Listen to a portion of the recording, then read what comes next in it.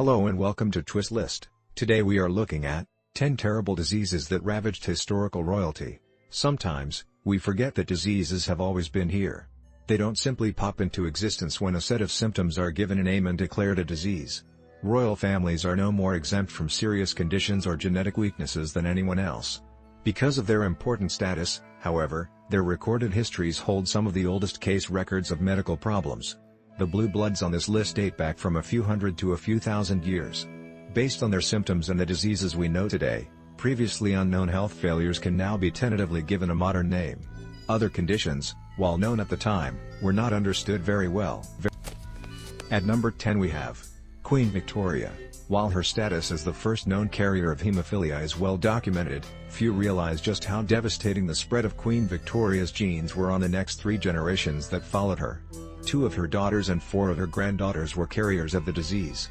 A son, 3 grandsons, and 4 great-grandsons were all sufferers, most of whom bled to death. Since her children eventually married into other politically important wealthy bloodlines, Queen Victoria's genes weakened the royal houses of England, Russia, Spain, and Prussia. While she was the first documented carrier in the British royal family, her son, Prince Leopold, was the first sufferer.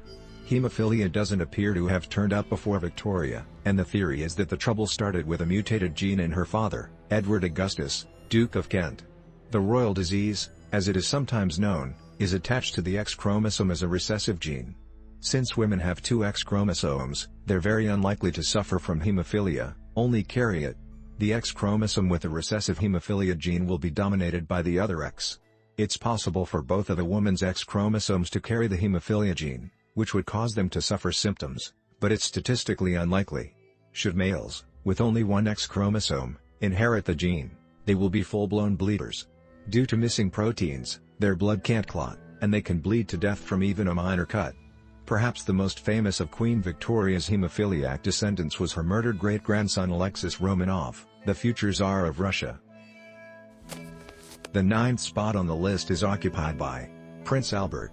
Prince Albert Saxe-Coburg-Gotha was the husband and first cousin to Queen Victoria. He died young and unexpectedly at the age of 42 in December 1861. The distraught queen forbade an autopsy, which could have determined the cause of the royal consort's death with more certainty. Something needed to take the blame, and for the last 150 years, typhoid got the stick. More recently, Oxford historian Helen Rappaport's research suggested that the prince had actually died from Crohn's disease.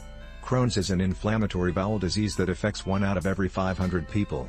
Although it's treatable today, sufferers in the 1800s had no cure or even knowledge of the disease's existence. It wasn't described until 1932 and was often fatal. Symptoms include painful abdominal troubles, which Prince Albert battled for months before his death.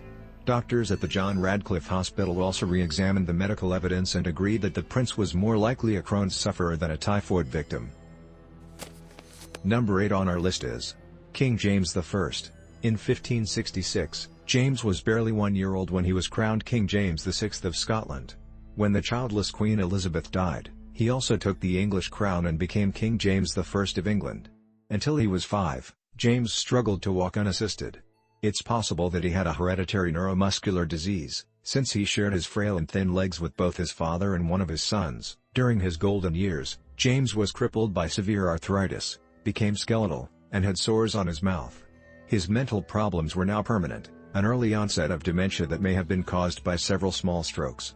He was like a child, couldn't recognize people, and was in no state to make royal decisions.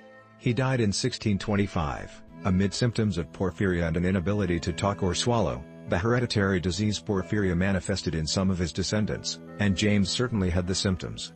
Fever, stomach upset, and pain, during which his urine was wine dark, were all in line with porphyria, a disease that occurred in episodes, 2 of which his personal physician recorded in 1613 and then again in 1615. Insanity is also a symptom, which he arguably displayed plenty of. When hunting, James would tear open a deer's belly and put his hands and feet inside the animal before disturbingly slathering its blood all over the rest of the hunting party. At number 7 we have King George III. King George's madness is well known and, given his family's medical history, possibly caused by variegate porphyria, a type of porphyria that was symptomatically displayed in his ancestors, James VI of Scotland and Mary, Queen of Scots. But, whereas James was a milder case and given kingly consideration during his bouts with this distressing disease, an acute form struck George III, who was tied to a chair for hours and eventually kept in inhumane conditions at Windsor Castle. In 1810, he suffered a devastating episode. He didn't recognize his wife, Queen Charlotte, and the king was hidden away from society. For the last 10 years of his life, he was held at Windsor Castle, disheveled and uncared for, while his son acted as regent. To add to his suffering, he went blind and deaf. In 1819, perhaps mercifully, the king died after a particularly bad porphyria attack. The disorder occurs when a specific enzyme is missing during the production of hemoglobin in red blood cells. As a result, porphyrins are overproduced. This buildup causes a wide range of symptoms, including abdominal trouble, nervous system issues, madness, skin sensitivity, and dark urine. George III became violent and rambled for hours during his bouts but also had remission periods when he could rule normally for years. Number 6 on the list is King George V. King George V isn't particularly notable for suffering from misunderstood symptoms, but new knowledge about his death is certainly intriguing. George V had reigned for 25 years and was also the royal responsible for changing the ruling house's name from Saxe-Coburg-Gotha to Windsor. The reason for his passing in 1936 was officially listed as pleurisy. It was certainly true that he had the condition, but that's not what killed him. The king was euthanized. Lord Dawson, the royal physician who administered the fatal cocktail of drugs, kept notes of the events that lead up to that moment. According to the Dawson notes, still kept in the archives of Windsor Castle today, the doctor was told by the 71-year-old monarch's wife, Queen Mary, and his son, the future abdicator Edward VIII, that they did not want the king to suffer if his condition was fatal. Since Dawson recorded no mention that the king was included in this decision, the line between murder and a mercy death turns rather blurry. The doctor also timed George's death so that it would get the maximum exposure in the morning newspapers and not the evening edition. Around 11 p.m. on January 20th, the comatose king was injected with a fatal amount of morphine and cocaine, but the end wasn't instant. It took him nearly 1 hour to die. The 5th spot on the list is occupied by Tsar Ivan IV. Ivan the Terrible remains one of the most brutal leaders in the memory of mankind. He might have been plainly sociopathic, but one disease probably caused or worsened the Tsar's murderous nature. When his remains were re-examined in the 1960s, they were found to be laced with mercury. He suffered from rheumatoid arthritis, and the bones showed signs of syphilic ostritis. A Tsar always stood the chance of being poisoned, so the possibility that somebody finally got tired of Ivan and served him the deadly mercury cannot be dismissed. However, back then, mercury was also a treatment for the final stages of syphilis, a disease that often brings on the kind of arthritis that Ivan had. Mercury poisoning and tertiary syphilis both cause episodes of violence. Some say his behavior stemmed from severe childhood abuse and the loss of his coveted wife, but considering that abuse survivors and bereaved spouses don't generally sack their own suburbs, that theory doesn't hold up. Ivan died in 1584. It's not hard to imagine how he contracted the venereal disease. If there was an Oscar statue for promiscuity, he would have won many. He took both sexes to bed, mostly against their will. His personality change is also reminiscent of syphilis. When he became ruler, he was intelligent and peaceful. But as the years progressed, paranoia and rage turned him into a sadistic torturer and serial killer of note, his victims including several close friends and even his son. Ivan sacked his own cities, massacred the inhabitants, and insanely gave speeches on Christian values at parties where he and his ilk tortured people to death.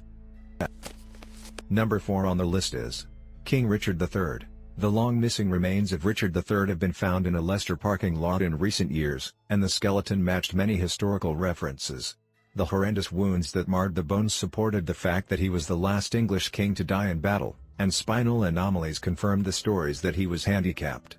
After looking at the king's vertebrae and spine, markedly deformed with a deep curvature, it was found that Richard had a condition known as idiopathic adolescent onset scoliosis. It was most likely progressive, beginning in his teens and worsening as he aged. In life, his left shoulder would have been much lower than the right, and from the pressure scoliosis exerts on the lungs, he would have suffered from breathing problems as well. The deformity also made him much shorter than the 172 cm, 5'8" stature he would have had in perfect health. He was apparently buried with little respect. The grave was too small and badly dug. There was no sign of a coffin, and by the looks of it, his hands might have been tied. Buried at the church at Greyfriars, his grave disappeared when Henry VIII dissolved the monasteries. The University of Leicester matched the DNA from the remains to living descendants, and King Richard III was reburied in Leicester Cathedral. There were no signs of the other deformities that some stories attribute to Richard.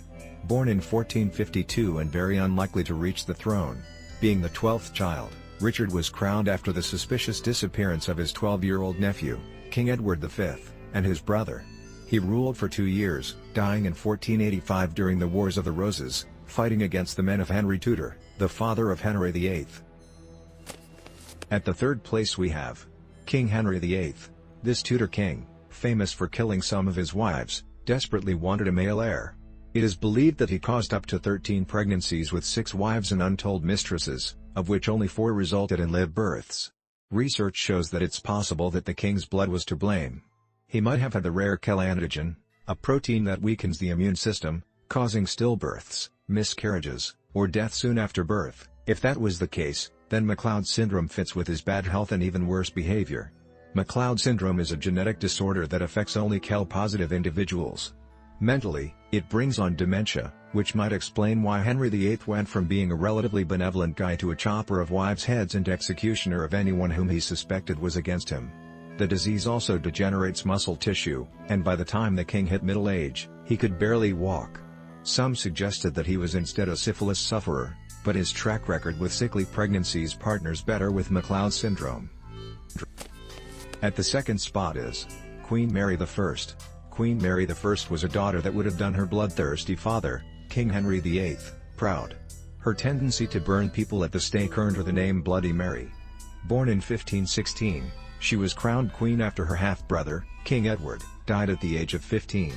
To ensure the succession of her own line, Mary had to produce an heir, so she married her love, Prince Philip I of Spain. Several conditions could have caused this heartbreaking condition for the queen, who only wanted to be a mother.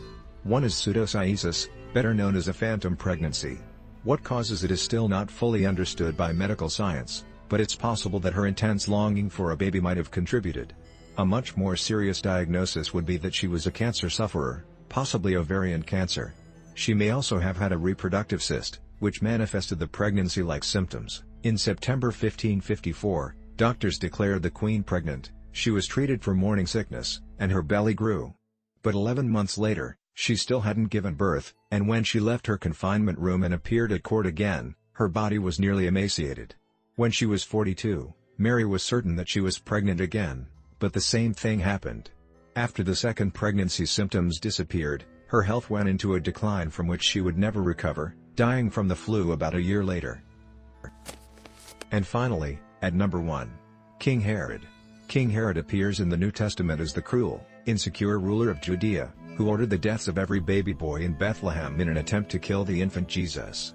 Curious about what had caused the death of this biblical king, Dr. Jan Hirschman from the University of Washington decided to perform an autopsy. Since Herod died over 2,000 years ago and nothing remains of the royal, the autopsy was more of a marriage between modern medical knowledge and the studying of ancient records. The most likely winner was chronic kidney disease, although Hirschman couldn't say for how long it afflicted the king. A condition known as Fournier's gangrene, a genital disease, was likely induced by Herod himself. As he tried to ease the non-stop itching with non-stop scratching, it led to a possibly untreated infection, and the dreaded rot began. It's been suggested that the gangrene was from gonorrhea, but without a body, the origins of the gangrene cannot be ascertained. Once Fournier set in, the king would have died within days or weeks. Hirschman considered the writings of Flavius Josephus, born about a century after Herod, who had scoured the notes written by the king's court historian, Nicholas of Damascus. The symptoms Herod displayed during his final illness included a fever, all-over itching of the skin, abdominal discomfort, genital gangrene, asthma, convulsions, and bad breath. Going on the trail of diseases that can cause severe itching, Hirschman checked to see which one of those also matched the king's other symptoms. Thanks for watching. If you enjoyed this video and would like to see more, then please hit the subscribe button.